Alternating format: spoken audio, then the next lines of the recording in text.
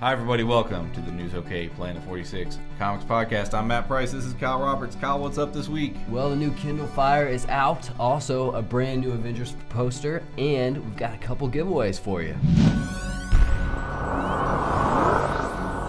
Alright, cool. So, hey, starting off, so the new Kindle Fire's out. Some people have noticed, we looked at the iPad when that came out. How do you read comics on that? The Kindle Fire's out, and it's smaller, as you know, than the iPad. Yeah. But it's got a couple different options for reading comics. The Comixology app comes pre-installed, so you can immediately get to that.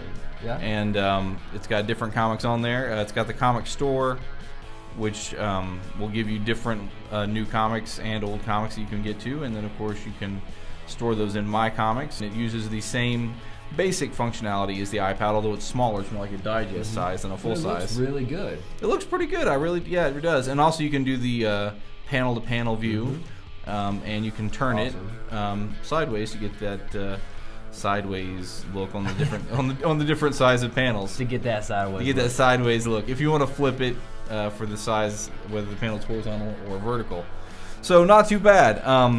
The Comixology browser is a little better than the Amazon browser. You can buy graphic novels directly from Amazon. Directly from Amazon as well. And we tried out one of those, which is a Chuck Dixon book called Breakdown. And anyway, it's more. It does have a panel view that you can use. I just didn't find it quite as intuitive as the Comixology one, but it wasn't bad. So, so there's a couple different options for this new device, which of course also has video capabilities and a lot of the things you do with it besides read comics. Yeah. But it does have that as an option. And of course, Comixology continues to be kind of a leader in that field. So that's what we got going there. Sweet. And there's a brand new Avengers poster.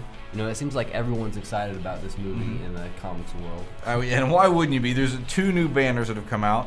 One featuring kind of the main guys that have had their own movies, Captain America, Thor, Iron Man, and then Bruce Banner. And then that was at Yahoo Movies. Then MoviePhone debuted one with Hawkeye, Black Widow, Nick Fury, and the villainous Loki. So cool. I think people are kind of getting into that, getting ready, gearing up.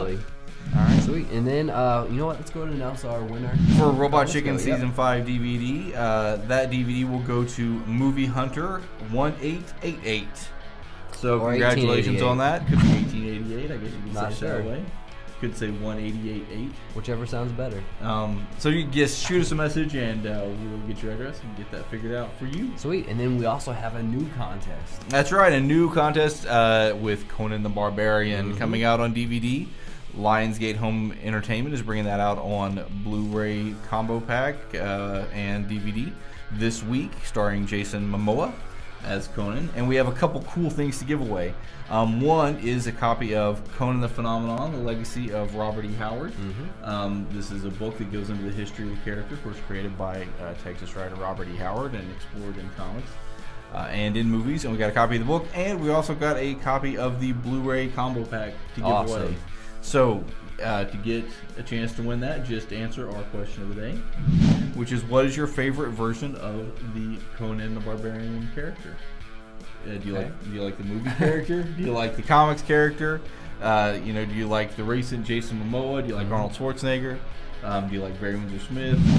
Which version of Conan's your favorite? Answer that, and we'll pick a winner to win our prize package. Sounds great. You got an interview with Roy Thomas. That's right, the writer of Marvel Comics Conan for a lot of years and the current writer on the Dark Horse Road of Kings series.